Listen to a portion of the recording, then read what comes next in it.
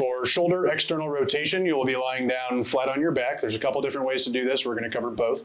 You want to find a household object, a couple of books, a small animal, whatever's available. You're going to slide your upper arm out to about a 60 to 70 degree angle from your side. You'll put this object right here so that when your elbow, which is bent to 90 degrees, rotates back through your shoulder, you contact that object. Maybe scoot a teeny bit more towards me. This arm will just dangle. Right here, and then it'll contact here. So this is our setup. You need this object and you're lying down on your back with your arm at this angle to your torso.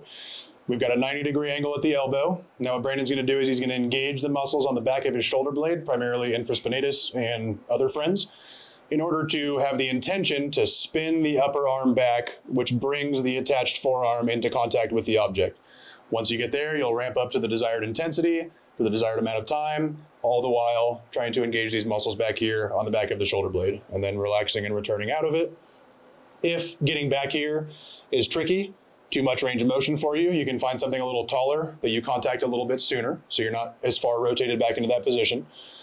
Once again, to do it correctly, engaging the back of the shoulder blade, rotating the humerus until the forearm makes contact, and then increasing pressure by trying to turn this upper arm backwards.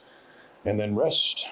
Common compensations include things like having the block at the level of your hand and then trying to use your wrist to push back into it. So you'd be extending your wrist backwards, which means you'll feel a lot of stuff in your forearm, but maybe not necessarily back on your shoulder blade. Another common compensation or mistake is to get here, do everything correctly, and then push so hard that your elbow starts to move up or it starts to move in. Your humerus should stay entirely stationary through the duration of the isometric so that you can really focus on engaging those muscles on the back of your shoulder blade. And then relax. If you have a hard time again getting here, like I said, that modification is to get something a little bit taller. You can also try to find something even taller and do it from this more adducted position where it's closer to your side. You'll typically have less range of motion in this position, which is why we recommend doing it up and out here.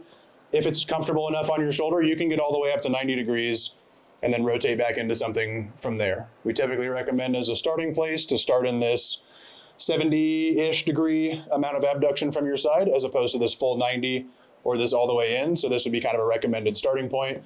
Once again, to take it from the top, Brandon's going to engage those muscles on the back of his shoulder blade.